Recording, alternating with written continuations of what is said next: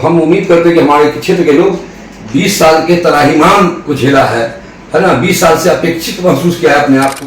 भाई उनके बीच का कोई बेटा चुनाव नहीं लड़ पाया है, न विधायक बन पाया है, तो लोग हमें विश्वास है कि अगर पार्टी हम पर विश्वास करेगी तो हमारे क्षेत्र की जनता भी करके मतलब ये सीट ला के देंगे आप? तो हम जानते बिल्कुल गारंटी के साथ 100 नहीं 200% अगर पार्टी हम मौका देती है तो लोग हम पर वो चुनेंगे, हम पर विश्वास करेंगे, करते हैं। लोग चाहते हैं कि हमारे क्षेत्र का बेटा भाई और हम घर के लाल हैं, है ना, लोग वोट देंगे और चुनाव जीत कर जाएंगे।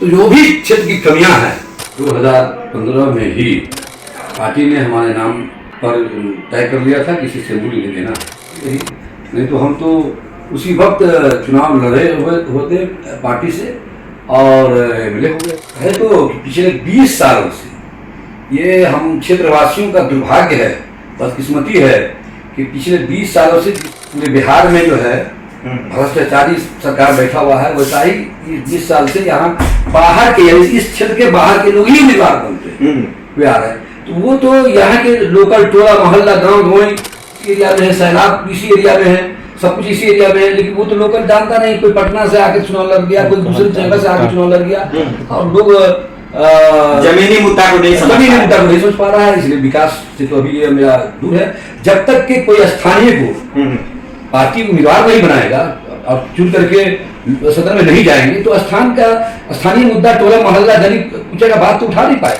सलाम दोस्तों, स्वागत है आप सभी का। इस समय हमारी टीम मौजूद है सुरसर विधानसभा क्षेत्र के पुपड़ी में। हमारे साथ यहाँ पे मौजूद है राजद के संभावित प्रत्याशी बताए जा रहे हैं इसारुल हक साहब। आइए उनसे जानते हैं कि जो बुनियादी बातें खासतौर से सुरसर विधानसभा क्षेत्र अभी किस तरीका से विकास कर रहा है या नहीं, क्या कमियां रह गई है और यहाँ के लोगों की डिमांड क्या है।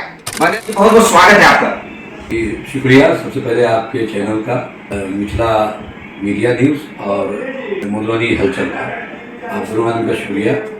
बोलिए जी, तो सबसे पहले अपना छोटा सा परिचय दीजिए। मेरा नाम मोहम्मद सावलत पप्पू, पूर्व मुखिया पुपरी, राष्ट्रीय जनता दल का एक सिपाही कार्यकर्ता हूँ। समाज सेवा मेरा एक पेशा है। दिन का 24 घंटा जो सोने के अलावा जो वक्त है वो लोगों के बीच में, लोगों के साथ, लोगों के लिए ही गुजरता है। और जो लोग भी मेरे पास किसी भी दुख दर्द को लेकर के पहुँचते हैं या फ़ोन के जरिया जो है कोई बात मदद लेना चाहते हैं तो हम कोशिश करते हैं कि उनके हर काम को पूरा करें और उनके सोच पे हम खड़ा उतरें। राजद के आप सच्चे सिपाही हैं और ऐसा लोगों के बीच डिमांड है, जैसा कि हमारी टीम ने आसपास घूम के सर्वे किया कि आपको सुरसर विधानसभा से प्रत्याशी बनना चाहिए, विधायक बनना चाहिए, ऐसे लोग चाह रहे हैं। ऐसा क्या कहेंगे आप इसके बारे में?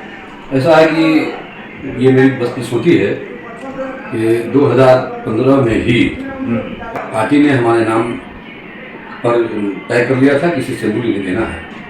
2015 में ही हम राष्ट्रीय जनता दल के और उस वक्त के जो नीतीश कुमार जी की पार्टी ये हमारे राजद के साथ महागठबंधन कर चुनाव लड़ने की तैयारी में था। उस वक्त ही हमारा टिकट फाइनल हो गया था। ये मेरी बदकिस्मती रही कि किसी न किसी वजह से आखिरी वक्त में मेरा सूची में से नाम काट करके, और इस क्षेत्र का ये दुर्भाग्य रहा कि अभी तक पिछले 20 सालों से हमारा सुरसर विधानसभा क्षेत्र जो है वो बाहरी लोग ही यहाँ चुनाव लड़ते हैं, चुनाव जीतते हैं। 2015 में भी पटना के एक व्यवसायी बिजनेसमैन को आखिरी वक्त मेरा नाम काट के टिकट मिल गया। ये उसका किस्मत और मेरी बदकिस्मती रही। नहीं तो हम तो उसी वक्त चुनाव लड़े होते पार्टी से और मिले हो गए। खासतौर से बात किया जाए ये सुरसर विधानसभा जो कि सीतामढ़ी जिला में आता है और ये क्षेत्र जो है लगभग नेपाल से सटा हुआ है, कहीं ना कहीं विकास के दृष्टिकोण से क्या अभी भी पिछड़ रहा है? नहीं, विकास से तो बिल्कुल पिछड़ा हुआ है। सुरसर को कहे तो पिछले 20 सालों से ये हम क्षेत्रवासियों का दुर्भाग्य है, बदकिस्मती है कि पिछले 20 सालों से जिस तरीके से पूरे बिहार में जो है भ्रष्टाचारी सरकार बैठा हुआ है, वैसा ही इस 20 साल से यहाँ बाहर के इस क्षेत्र के बाहर के लोग ही उम्मीदवार बनते हुए आ रहे हैं। तो वो तो यहाँ के लोकल टोला मोहल्ला गाँव धोई जहरा भी इसी एरिया में है, सैलाब इसी एरिया में है, सब कुछ इसी एरिया में है, लेकिन वो तो लोकल जानता नहीं। कोई पटना से आके चुनाव लड़ गया, कोई दूसरी जगह से आके चुनाव लड़ गया और लोग जमीनी मुद्दा को नहीं समझ जमीनी पा रहा मुद्दा को नहीं सोच पा रहा है, इसलिए विकास से तो अभी ये मेरा दूर है। जब तक कि कोई स्थानीय को पार्टी उम्मीदवार नहीं बनाएगा और चुन करके सदन में नहीं जाएंगे तो स्थानीय मुद्दा टोला मोहल्ला गली कुछ का बात तो उठा नहीं पाएगा जी।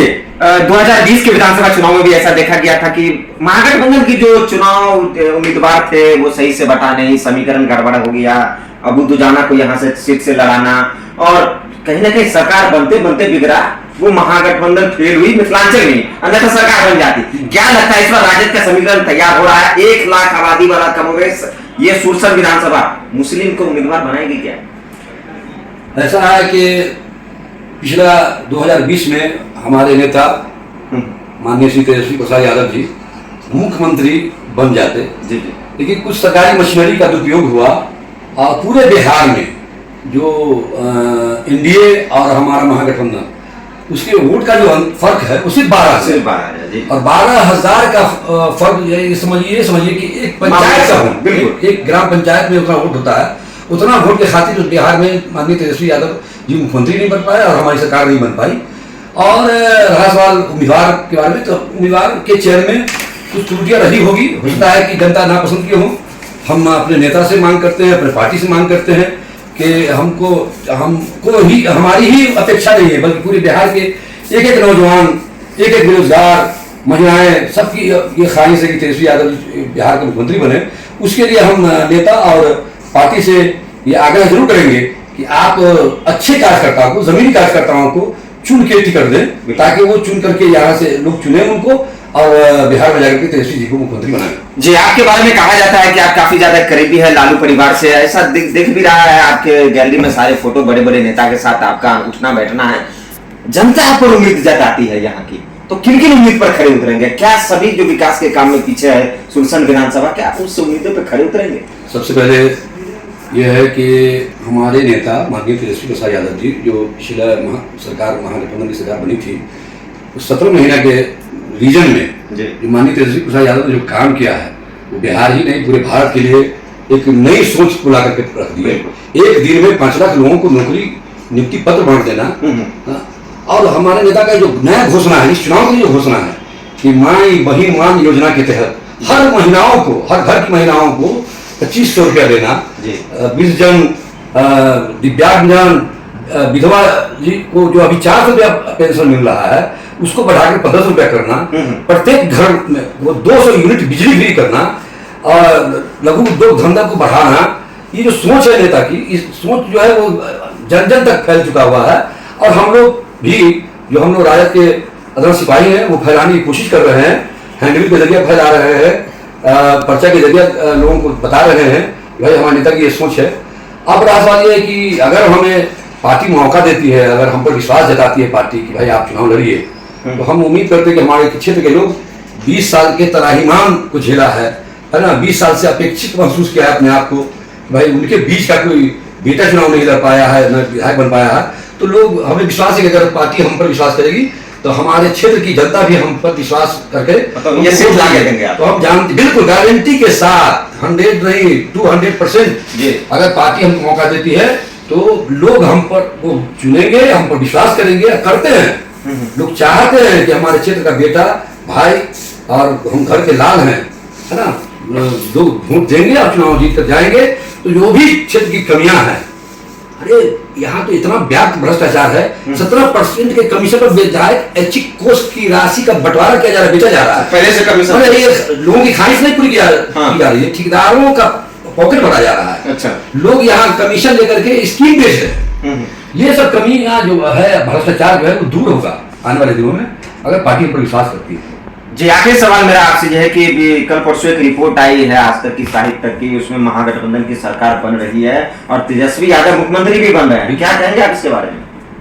हर है तो कि पूरे बिहार के हर नौजवान, शिक्षित, बेरोजगार, सबकी चाहत है, माँ बहन की चाहत है, बूढ़े बुजुर्ग की चाहत है। अब देखिए पूरे बिहार में डेली कत्ल, सरेआम पटना के सड़कों पे गोलियां चलाई जा रही है, हर जिला में डेली कोई ना कोई मर्डर हो रहा है, 2-4 मर्डर हो रही है, या कोई अभी हमारे क्षेत्र में ही अभी बगल में हमारा है, वहाँ एक बुजुर्ग के साथ मोब लंचिंग कर दिया कल परसों, रात के 12 बजे हम लोगों ने प्रशासन से संपर्क स्थापित किया। अभी ये बगल के आवापुर उत्तरी दक्षिणी की एक बच्ची थी जिसको चटगौड़ा में जो है कुछ दरिंदों ने जो है उसके साथ 5 लोग मिलकर के दरिंदगी किया। मतलब ये जो भी क्रिमिनल है वो ये सोच रहा है कि यहाँ सरकार नहीं है, पुलिस तंत्र कोई काम नहीं कर रहा है, सब एक दूसरे से मिली भ्रष्टाचार में लिप्त है, इसलिए क्राइमर एकदम डेली क्राइम कर रहा है। हम समझते हैं कि लोग उब चुके हुए हैं इस 20 साल के अपाहिज सरकार से। माननीय तेजस्वी प्रसाद यादव को अपना नेता, अपना मुख्यमंत्री मान के चल रहा है, इसलिए सर्वे में ये रिपोर्ट आ रही है। चलिए, हमारे चैनल के माध्यम से आप अंत में क्या कहना चाहेंगे सुरसर विधानसभा वासियों को और खासतौर से सीतामढ़ी के लोगों को? हम सुरसर विधानसभा क्षेत्र के वासियों से यही अपील गुजारिश करेंगे कि आप लोग आवाज बुलंद कीजिए। लोकल लोकल होता है, अपना बेटा होता है, अपना भाई होता है। आप क्षेत्र के लोगों को ही मौका दीजिए और पार्टी से डिमांड रखिए, पार्टी से अपने नेताओं से चल करके ये जरूर कहिए कि भाई हमारे घर के लाल, घर के बेटा, घर के भाई को टिकट दीजिए। अगर आपके घर के लाल अगर को टिकट मिलता है और आप उसको वोट देते हैं तो आपके दुख दर्द को, आपकी कमियां को पूरा कर सकता है। बहुत बहुत धन्यवाद आपका हमारे साथ जुड़ने के लिए। ये थे हमारे साथ सुरसर विधानसभा से राजद के कद्दावर नेता हैं इसरारुल हक साहब, मुखिया भी रह चुके हैं। आपने सुना इनकी बातों को, हमारे कमेंट सेक्शन में जाइए और बताइए क्या आप बदलाव चाहते हैं सुरसर विधानसभा में, चाहते हैं इसरारुल हक जैसे नेता को बिहार में कमान संभाले? तो आप इस वीडियो को ज्यादा से ज्यादा शेयर करें। आप सभी का बहुत बहुत धन्यवाद।